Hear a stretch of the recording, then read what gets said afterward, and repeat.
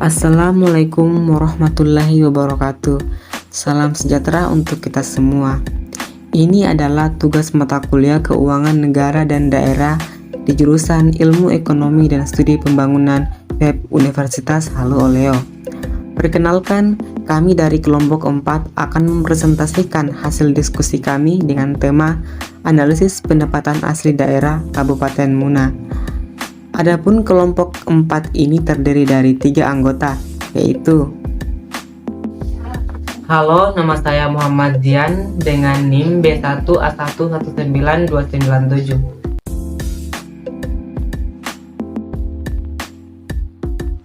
Halo, perkenalkan nama saya Yohanul Kepalanggu, NIM B1A11936. Analisis PAD Kabupaten Muna.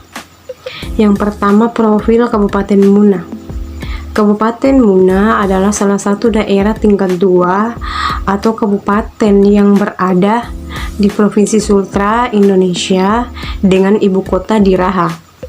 Kabupaten ini memiliki luas wilayah 2057,69 km kubik atau kurang lebih 205.769 hektar dan berpenduduk sebanyak 223.991 jiwa pada tahun 2020. Kemudian otonomi daerah.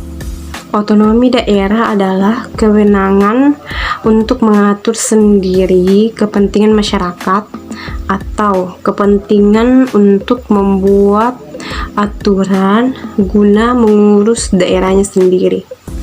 Ya, kemudian instrumen analisis. Yang pertama, pendapatan asli daerah. Merujuk pasal 1 angka 18 Undang-Undang Nomor 33 Tahun 2004, pendapatan asli daerah adalah pendapatan yang diperoleh daerah yang dipungut berdasarkan peraturan daerah sesuai dengan peraturan perundang-undangan. Yang kedua, retribusi daerah. Retribusi daerah adalah pungutan daerah sebagai pembayaran atas jasa atau pemberian izin tertentu yang khusus disediakan atau diberikan oleh pemerintah daerah untuk kepentingan orang, pribadi, atau badan, atau dalam pasal 1 Undang-Undang Nomor 28 Tahun 2009. Yang ketiga, pajak daerah. Pajak daerah adalah kontribusi wajib kepada daerah yang terutang oleh orang pribadi atau badan yang bersifat memaksa berdasarkan undang-undang dengan tidak mendapatkan imbalan secara langsung dan digunakan untuk keperluan daerah bagi sebesar-besarnya kemakmuran rakyat. Untuk mengukur kinerja pemerintah daerah dalam mengelola keuangannya, dapat digunakan alat analisis untuk mengukur hal tersebut, di mana pada video ini kami menggunakan 4 analisis. Yang pertama itu analisis kontribusi, yang kedua analisis pertumbuhan, yang ketiga rasio kemandirian, dan yang terakhir yaitu derajat otonomi fiskal. Analisis kontribusi. Analisis ini digunakan untuk mengukur seberapa besar peranan sumber-sumber pendapatan asli daerah terhadap pendapatan asli daerah itu sendiri pada periode tertentu, di mana untuk mengukur hal tersebut kita dapat menggunakan rumus jenis-jenis sumber PAD dibagi total PAD dikali 100%. Hal dengan nilai tersebut kita dapat mengukurnya dengan menggunakan 5 tingkatan kriteria. Yang pertama itu sangat kurang, kedua kurang, ketiga sedang, cukup baik, dan yang terakhir itu baik. Sebagai contoh, kami di sini mendapat bagian untuk menganalisis data PAD di Kabupaten Muna selama 5 tahun belakangan, yaitu pada tahun 2016 sampai 2020. Seperti yang bisa dilihat di layar, ini adalah data sumber-sumber PAD dan total PAD, di mana sumber-sumber PAD itu terdiri dari 4 jenis. Yang pertama itu pajak daerah, kedua retribusi daerah, yang ketiga hasil-hasil pengelolaan kekayaan daerah yang dipisahkan, dan yang terakhir yaitu lain-lain PAD yang sah.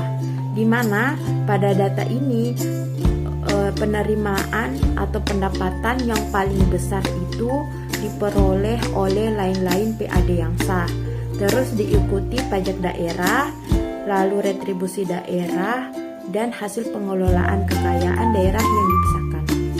Dengan menggunakan data ini dan dikelola dengan menggunakan rumus tadi, maka didapatkan hasil analisis berikut. Jadi hasil analisis kami menunjukkannya dengan menggunakan grafik. Seperti yang bisa kalian lihat di layar, jadi komponen lain-lain PAD yang sah itu adalah komponen yang paling besar kontribusinya terhadap PAD, di mana presentasinya itu selama 5 tahun belakangan ini di atas 40%. Sedangkan untuk pajak daerah itu merupakan komponen kedua yang terbesar, itu di atas 8%. Tetapi selama 5 tahun belakangan presentasinya itu mengalami fluktuasi, sama halnya dengan hasil pengelolaan kekayaan daerah yang dipisahkan. Sedangkan untuk retribusi daerah sendiri sebenarnya kontribusinya itu cukup besar selama 5 tahun belakangan ini, tetapi dari tahun 2016 sampai tahun 2020 mengalami pendapatan penerimaan yang semakin menurun, sehingga hal itu juga berdampak pada presentasi kontribusinya yang juga ikut menurun terhadap PAD.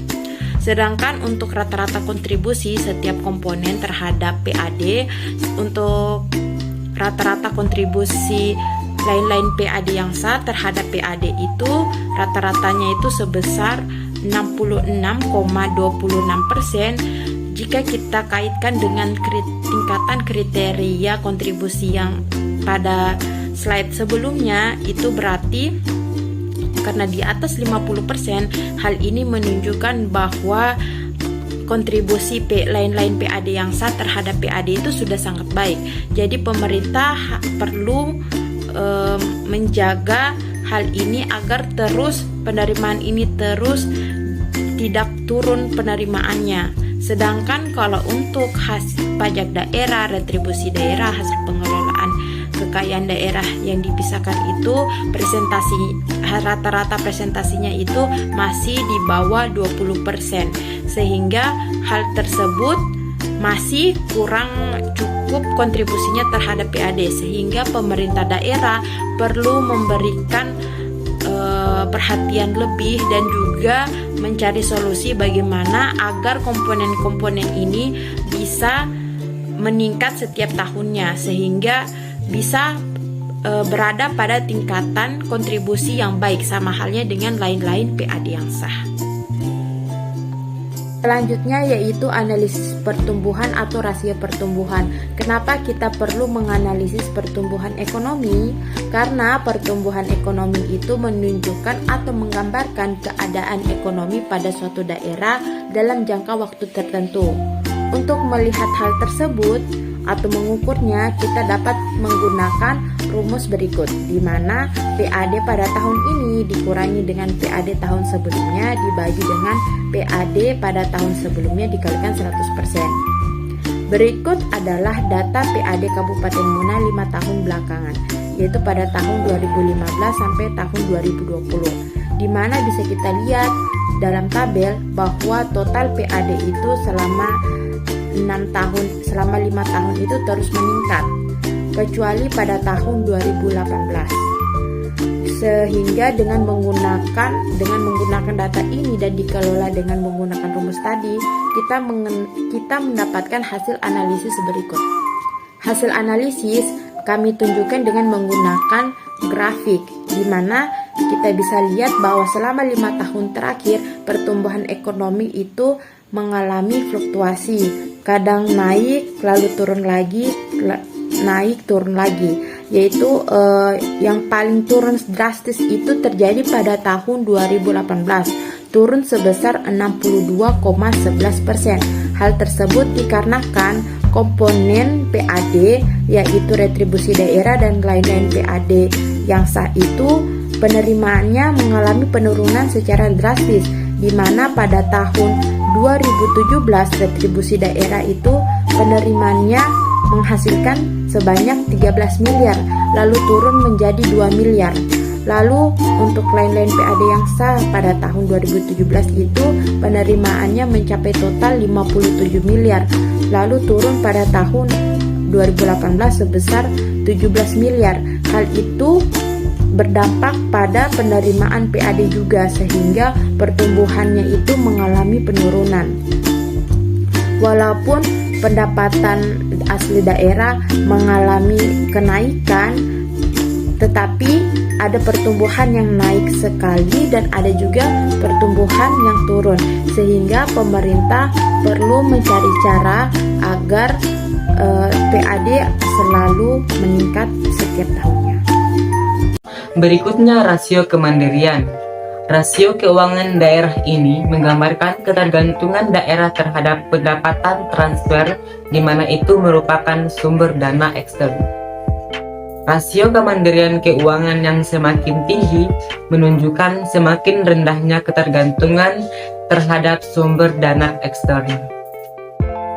Begitupun dengan sebaliknya, semakin rendah rasio kemandirian, maka ketergantungan terhadap sumber dana eksternal tersebut semakin tinggi. Berikut adalah rumus rasio kemandirian keuangan daerah, yaitu pendapatan asli daerah dibagi dengan pendapatan transfer, kemudian dikalikan dengan 100%. Kita dapat melihat tabel klasifikasi rasio kemandirian berikut. Rasio 0 sampai 25% menunjukkan kemampuan keuangan daerah yang sangat rendah dan memiliki pola hubungan instruktif. 25 sampai 50% adalah rendah dengan pola hubungan konsulatif. 50-75% itu sedang dengan pola hubungan partisipatif, dan 75% sampai 100% menunjukkan kemampuan keuangan daerah itu tinggi dan memiliki hubungan yang delegatif. Berikut adalah data pendapatan asli daerah dan dana transfer Kabupaten Muna selama 5 tahun terakhir, dari tahun 2015 sampai 2020. Dari tabel data tersebut, kita dapat melihat bahwa pendapatan asli daerah dan dana transfer Kabupaten Muna itu berfluktuatif. PAD terbesar Kabupaten Muna selama 5 tahun terakhir adalah 80,5 miliar, yaitu pada tahun 2017. Sedangkan PAD terendahnya di 5 tahun terakhir adalah 30,5 miliar pada tahun 2018.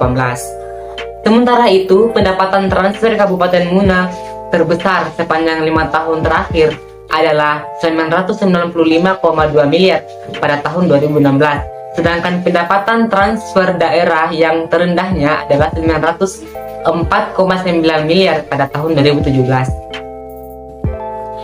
Ini adalah hasil analisis rasio kemandirian setelah kita olah datanya dengan menggunakan rumus rasio kemandirian keuangan daerah. Pada tahun 2016, rasio kemandirian Kabupaten Muna adalah sebesar 4,27%. Tahun 2017 rasionya adalah 8,9%. Rasio kemandirian kemudian turun di angka 3,33% pada tahun 2018, kembali naik sebesar 5,19% di tahun 2019. Lalu rasio kemandirian di tahun 2020 adalah 6,64%. Dari hasil analisis tersebut, kita dapat menyimpulkan bahwa rasio kemandirian dan kemampuan keuangan Kabupaten Muna masih sangat rendah karena berada di interval 0 sampai 25%. Derajat otonomi fiskal. Berdasarkan Radianto tahun 1997, derajat otonomi fiskal merupakan gambaran kemampuan daerah dalam meningkatkan pendapatan asli daerah.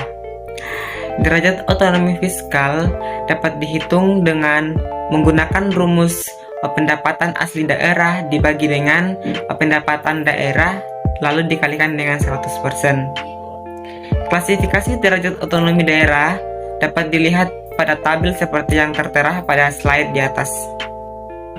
Berikut adalah data PAD dan pendapatan daerah Kabupaten Muna dari tahun 2016 sampai 2020.